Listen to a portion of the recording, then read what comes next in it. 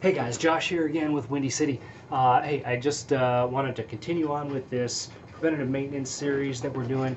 Um, Last week, I know we talked about the importance of having a lead PM tech, and everyone's got to realize that you have to start somewhere in order to get there.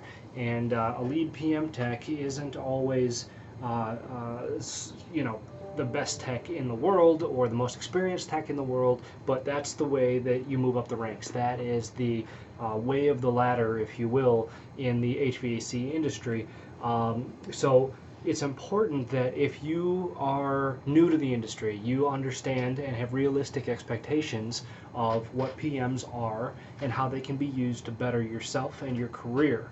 Um, so, you know, there are a few things that you can do to ensure that you're actually learning, absorbing, and in the running to move up. All right, because PMs are a great way to learn the industry, whether you want to do HVAC, refrigeration, even hot side. PMs are a great introductory way to really start getting your hands dirty. So if you've gone to trade school or something similar, um, or even if it's a family business or whatever, and you're just starting out learning how to do these repairs, learning how to do the repairs, learning the theory of refrigeration, HVAC, and all of that, chances are you're going to be starting somewhere in a PM department at a company. And there's a big difference between working in the field and working in a classroom, and I think any and every tech can back me up on that that's gone to trade school. There's a huge difference between working on something on a bench, right, and working on something on a rooftop or in a commercial kitchen. So make sure that when you're doing these PMs, you ask as many questions as possible to those who have been doing it a while, and get as much exposure and as much time as possible with the field service technicians that you're working with. Okay, and especially if you have a lead technician, pick his brain every chance you get. Really opt to learn, because that's the only way you're going to move up the ranks, right? Is to not only ask the questions but then implement what's asked. Okay, know your limitations. All right, so that's a big caveat here.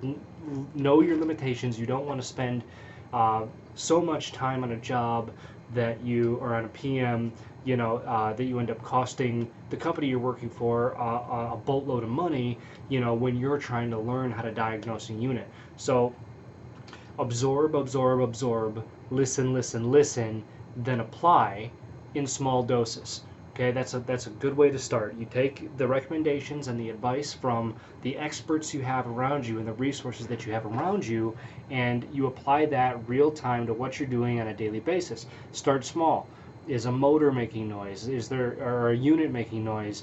Then proceed to take 5 or 10 minutes to diagnose or try to diagnose the issue as quickly as possible.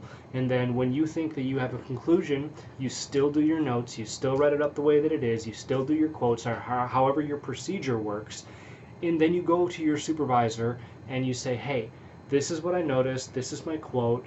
I tried to take a few minutes just to see if I could figure out what was going on, and this is what I concluded. And let them tell you if you're right and if you're wrong.